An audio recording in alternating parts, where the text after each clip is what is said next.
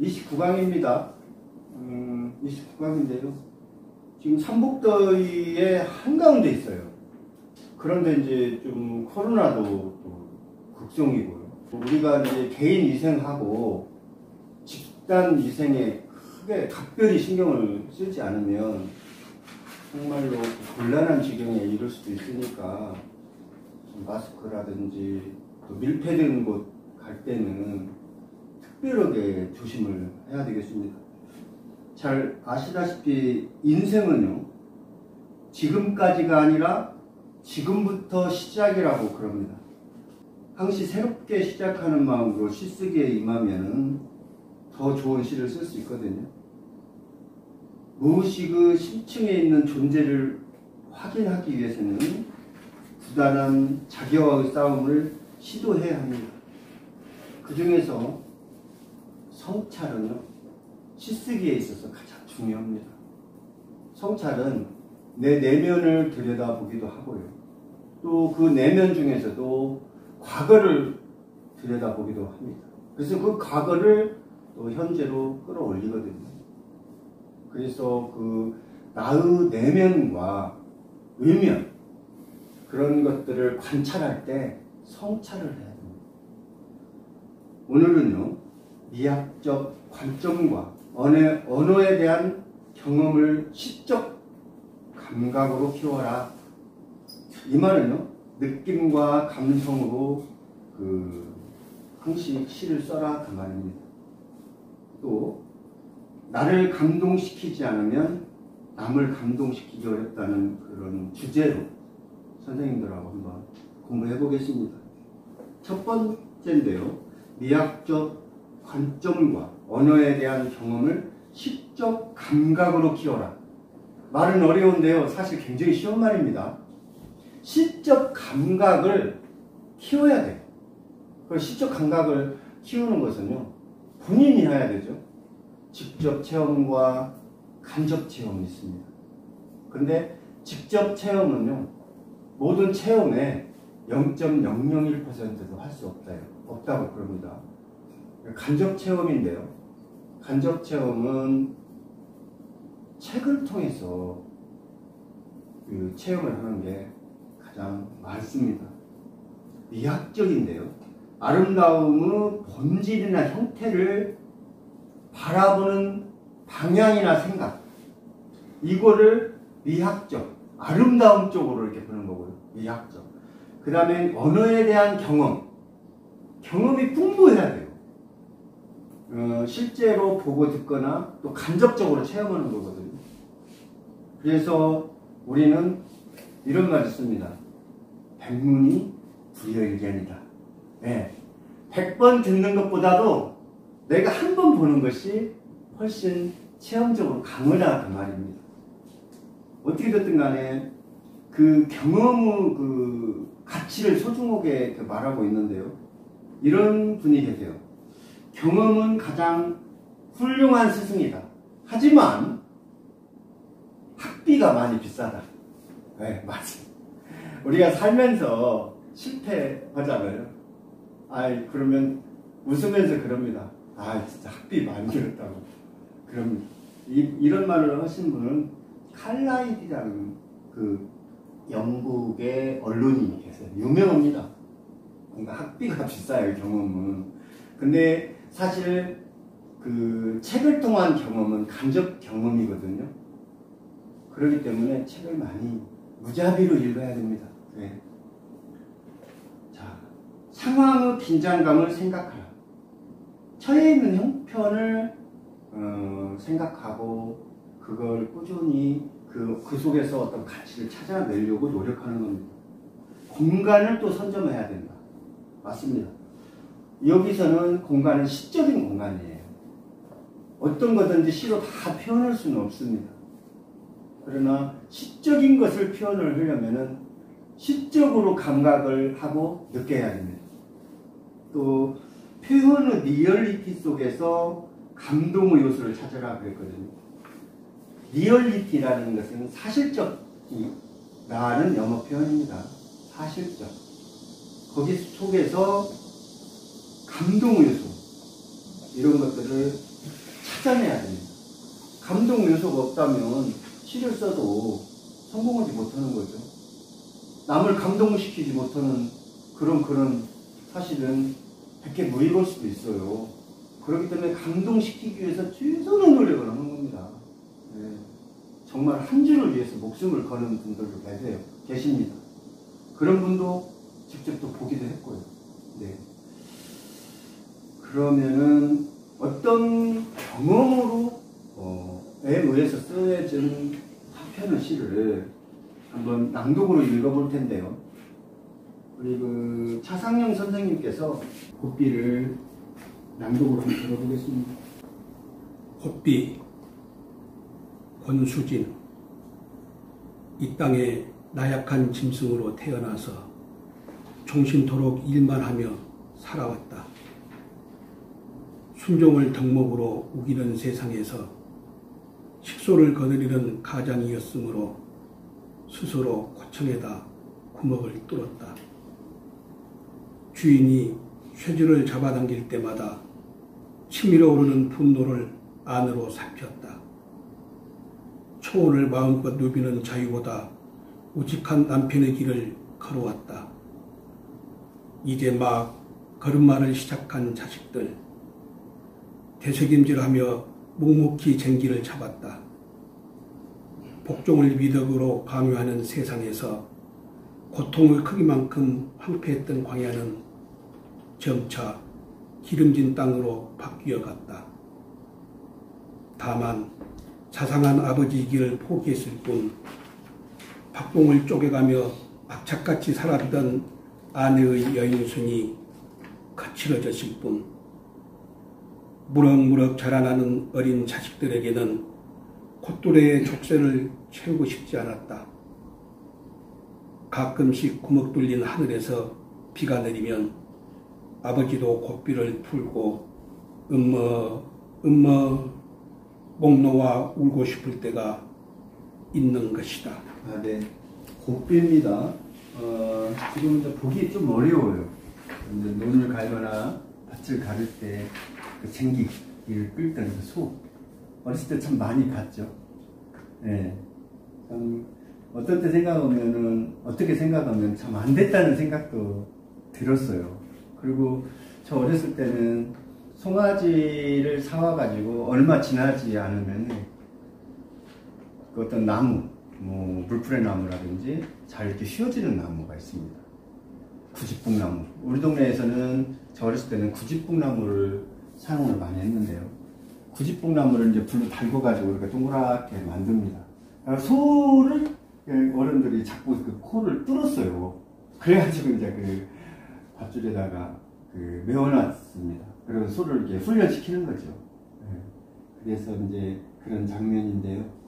우리 이제 이 시는 우리 어떤 가장, 현실적 가장을 보고 시를 쓴 겁니다. 본문 한번 보겠습니다.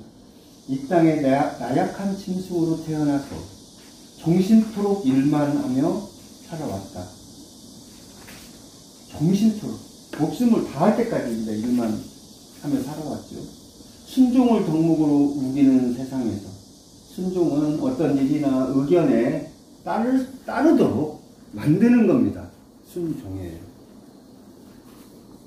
식소를 거느리는 가장이었으므로 식구나 가솔이라고 그러죠. 가장이었으므로 스스로 코창에다 코를 뚫었어요. 스스로. 남이 뚫은 건 아니에요. 우리 가장들은 스스로 코창에다가 콧뚜리를 뚫고 스스로 매입니다. 왜? 가족들을 먹여 살리려면 어쩔 수 없죠. 네. 주인이 쇠줄을 잡아당길 때마다, 사실 쇠줄은 아니죠. 네, 쇠줄은 아닌데 이제 곱비의 줄을 잡아다니는 건데, 이걸 좀 상징적으로 좀 더 크게 하기 위해서 어떤 구속, 어떤 그런 얽매임을 더 크게 하기 위해서 쇠줄이라고 그랬습니다. 치밀어 오는 분노를 안으로 삼켰다.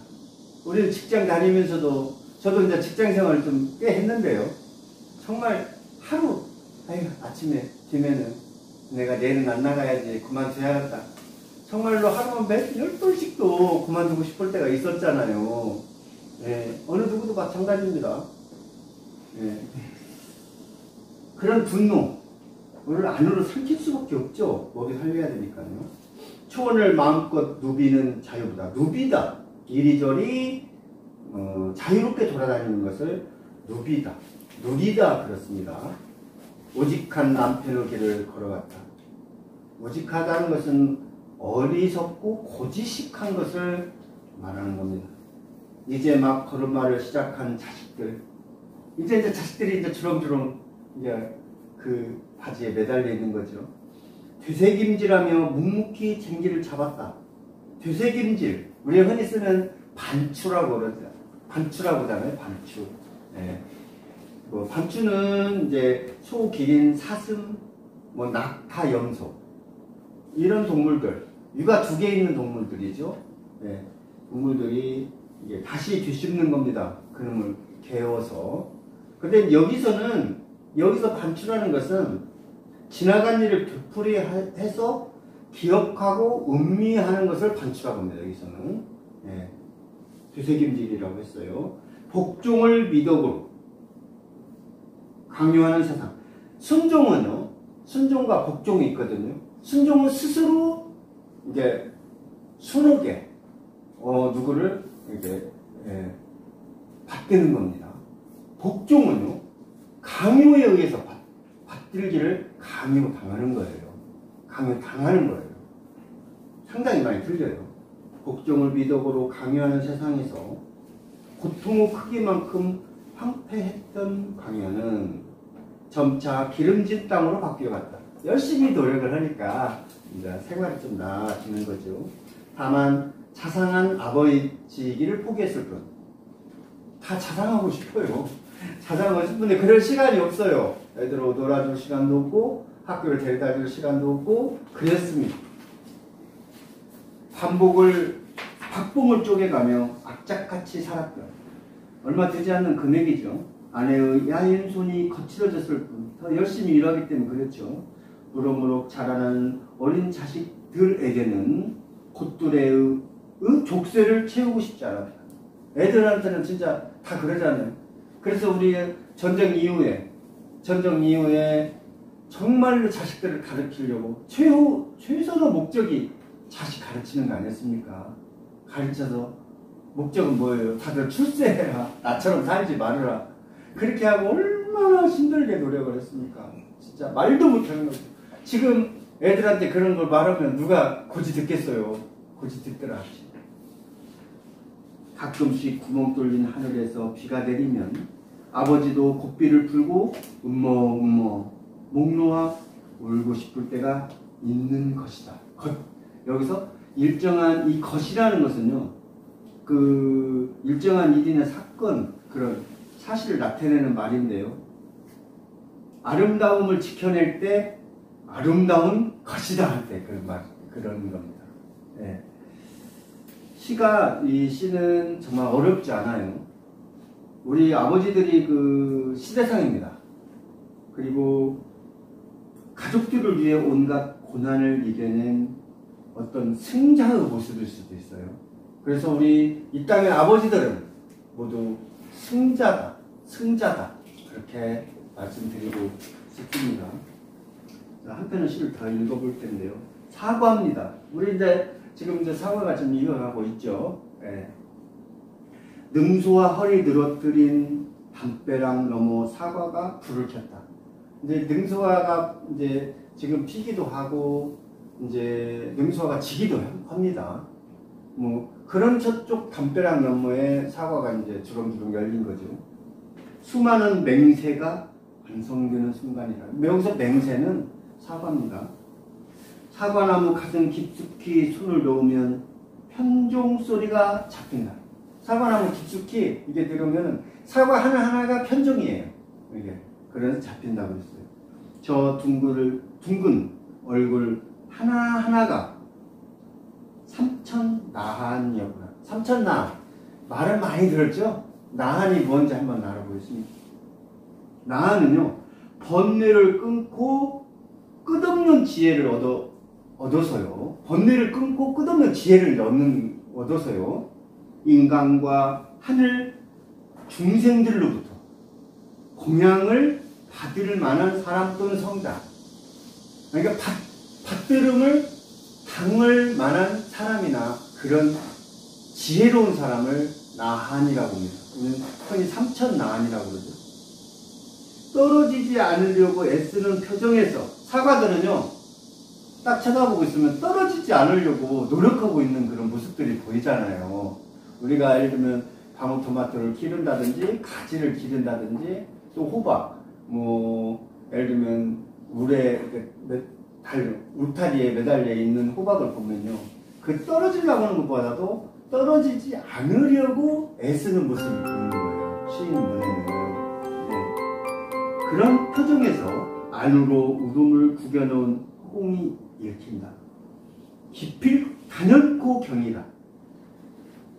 이 모든 것들은요, 경은요, 불교의 가르침을 적은 경전을 얘기하는 거거든요. 경, 여기서는. 엇갈리는 삶의 방식에서, 여기서 엇갈리는 것은요, 떨어지려고 하는 것과 떨어지려고 하는 힘과 떨어지지 않으려고 하는 힘. 그래, 엇갈린 방향이에요. 왜 그러냐면, 툭 떨어지면 풋사과가 툭 떨어지면 못 먹죠. 근데 끝까지 이제 붙어 있어야 사과로서의 정말로 간택을 받습니다. 툭 떨어지면, 툭감이 툭 떨어져버리면 아무 필요 없잖아요. 엇갈리는 삶의 방식이에요. 성공한 사람과 성공하지 않은 그런 방식입니다. 공중을 일으켜 세우는 동안 숨사이 포동포동한 것을 사무치게 바라본다는 것입니다. 사과가 이제 포동포동하게 지금 살을 찌고 있습니다. 후생은 꿈 언저리로. 다음 생이에요. 후생은 여기서는. 다음 생. 후생은 꿈 언저리로 스며들고 있다는 증거. 후생으로 쫙 지금 가고 있다는 증거예요. 아득하던 꽃의 질문에 대해 홍둥을 4번 사과. 꽃이 질문을 했어요. 나는 이 다음에 뭐가 돼? 이런 말이에요, 지금. 사과꽃들이 꽃이 딱 펴가지고 사람에게든 스스로에게든 질문을 합니다. 나는 이 다음에 뭐가 돼? 그러니까 붉은 사과가 사과로 질문을 답한 겁니다. 사각사각 밤을 베어물고 있다. 여기서 베다는 자라, 이제 베어, 입으로 이렇게 무는 거고요. 베다, 무엇이 베다. 그럴 때는 스며들다, 그런 말입니다. 그러니까 어이와 아이를 제가 몇 번 설명해 드렸어요. 자, 사과를 이제 한 번 봤는데요. 시를 잘못 쓰거나 잘못 해석하는 경우가 있어요. 그러면 소통되지 않는 경우가 많거든요. 나는 분명히 시를 잘 썼다고 내놓았어요. 그런데 독자들이 읽고 소통이 안 되는 거예요. 이게 무슨 말이지? 이게 도대체 왜 이렇게 썼지? 그런 객관성이 없기 때문에 그렇습니다. 그러면 소통되는 시를 쓰기 위해서는 첫 번째로 해야 할 일은 그 생산자는 소비자의 생각을 해야 됩니다. 요즘 소비자를 생각 않고 만드는 공산품은 하나도 팔리지도 않고 다 실패할 수밖에 없어요. 시인도 마찬가지예요. 그런 어떤 내 생각을 구축해서 시를 써서 내놓으면 그 시가 그렇구나 이렇게 하고 내가 소비를 해야지 이런 마음이 들잖아요. 근데 자기 혼자만 생각으로 중언부언하고 있으면 안 되지 않습니까? 중언부언을 하지 마라 그 말입니다. 그래서 상대방을 생각하면서 시를 쓰면 더 좋은 시를 쓸 수 있어요.